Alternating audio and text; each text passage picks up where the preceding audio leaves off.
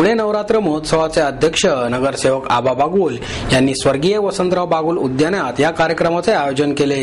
यात सुमारे 800 अंधांनी उत्साहाने सहभाग घेतला। दिसत नसतानाही प्रकाशाचा सण असलेल्या दिवाळीचा आनंद लुटता येतो हे त्यांच्या खुललेल्या चेहऱ्यांवरून दिसून आले। यावेळी आमदार उल्हास पवार उपस्थित होते।